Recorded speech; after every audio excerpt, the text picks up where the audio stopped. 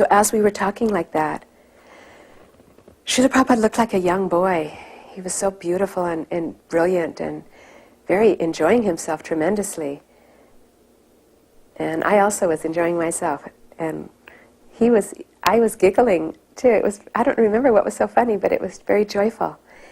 And then there was a bang on the door, a couple bangs on the door, and the door opened, and in came some of the temple managers and GBCs from that area, and a few other people, and they all came in. It was kind of heavy duty, walked in and said, Prabhupada, we have some issues we need to discuss with you.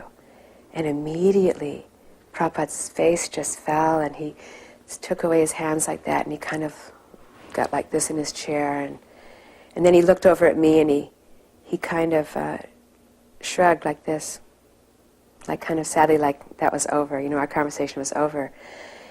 And then he began to talk to them, and then at one point, they were talking about other things, and then at one point he asked one of them, so how is your college preaching going?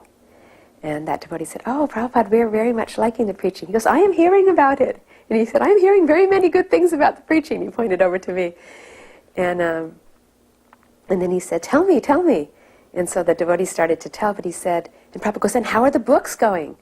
And he said, well, Prabhupada, actually we're not distributing the books at the colleges because, we're not allowed to take any money, and we actually give some lectures, and then we give out cookbooks. And Prabhupada said, I have not written any cookbook. Did I? He said, have I written any cookbook? And they said, well, it's been put together. It has some little bit of philosophy and stuff like that. And Prabhupada says, why do you think I am staying here day and night, writing and writing? Because I want these books to go out. He said, so you may give one lecture, but the chances are that it will go in one ear and go out the other ear. But he said, if you just even give them one book of mine, he said, it will stick. And then at that point he just said, okay, everyone out. He said, I'm tired, I need to go. We can discuss these things later. And then as he was leaving, then I also was like paying obeisances, and I was also leaving. And then Prabhupada turned to me and said, thank you very much.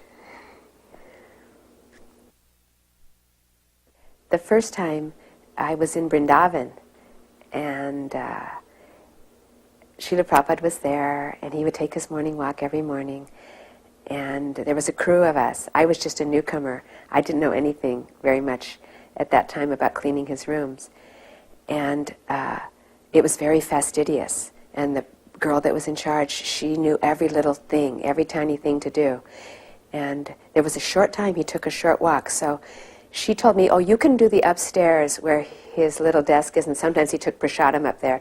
She goes, because that's just the tiniest, smallest little area, so you can do that part. And I was nervous, but she said, all you have to do is the desk. You don't even have to do the floor. Someone else will come do that. You just do the desk, and remember to put everything back the exact way you saw it, and clean it perfectly.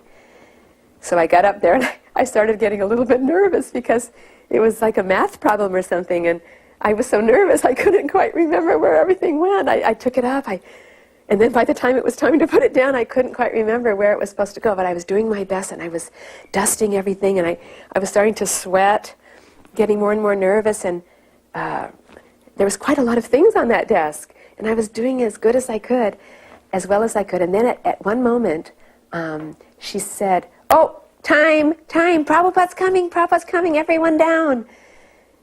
So I had a terrible feeling like I hadn't really had even a good look at what I had done or not done. And I felt incomplete, but anyway, I had no choice. I ran down the stairs, and then I was standing by the side of his room as he went into his room. And I noticed with a terrible sense of shock that he didn't go to any of his downstairs rooms. He went straight upstairs. And then I looked up there, and I could see him going and sitting down at his desk. And within 1 minute, there was this loud, Haribol! Who has cleaned this room? And so Daivi Shakti ran up there, and then she came back down and she said, Mula, you really messed up. And I was like, I know, what did I do? And she said, well, Prabhupada noticed immediately that you had put his glass of water in not quite in the exact place, and the little tiny silver cup top that goes on top of his water, you forgot to dust that. So I was amazed at Srila Prabhupada that of all the things that were done in that room, that he had that kind of ability to immediately find that. And ever since then, I've always remembered that standard of cleanliness. And whenever I think I'm cleaning for Srila Prabhupada or for the deities, I remember that, and I know that he's looking and he can see every little thing that might be missed. We didn't so often get invited into Srila Prabhupada's garden for the afternoon darshans, but somehow one time we made some record amount of book distribution, and as a reward we got to go to Prabhupada's garden. So I was sitting there, just a few devotees there. It was a beautiful afternoon, and Prabhupada was very regal, sitting on his dais there. And again, it was an Indian gentleman who walked in at one point, and he was this tall man, and he had a dhoti on, like an orange dhoti, and some kind of a Ivy League shirt with a jacket on, like he was a professor or something like that. And when he began to speak, he spoke like that, like he'd been in the West for a while, and he was trying to integrate whatever little, bit of Krishna consciousness he had brought back from India.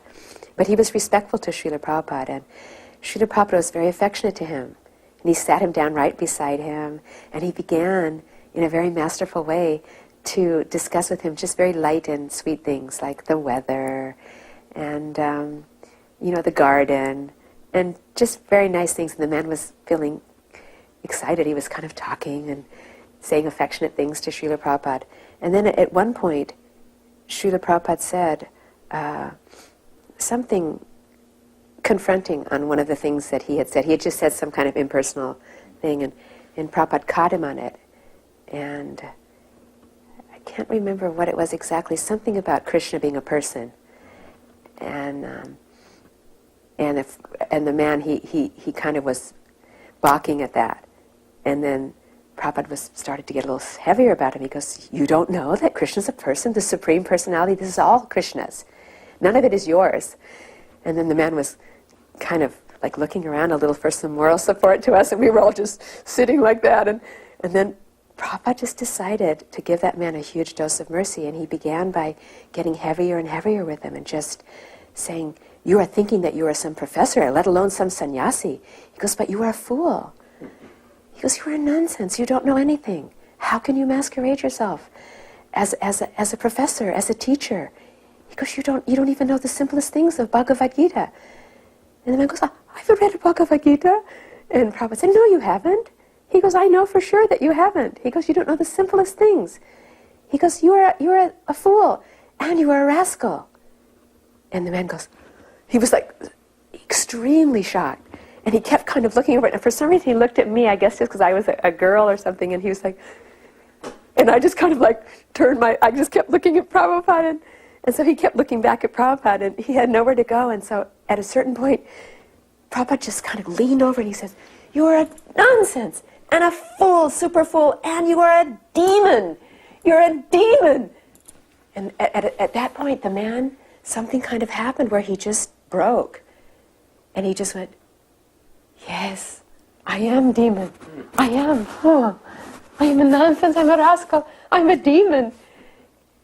And then Prabhupada just kind of looked at him kind of happily, like shook his head like that. And the man went to pay obeisances at Prabhupada's feet in the dirt.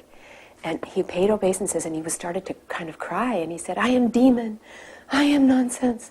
I am demon." And he was kind of like doing this kind of shenanigan, kind of like rolling around kind of a little bit by Prabhupada's feet.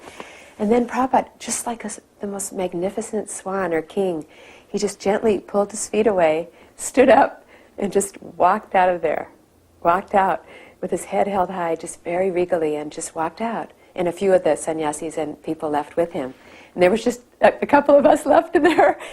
And we were just stunned. We were watching this man. And he continued. He didn't even realize that Prabhupada was gone. He had his eyes closed, and he was going, "I'm demon, demon. I am such a demon."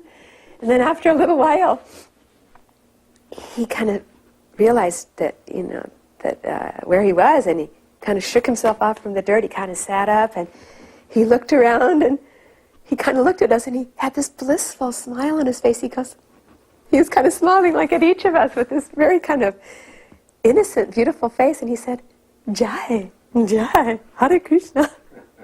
And then he walked out the other door. And that was the end of that.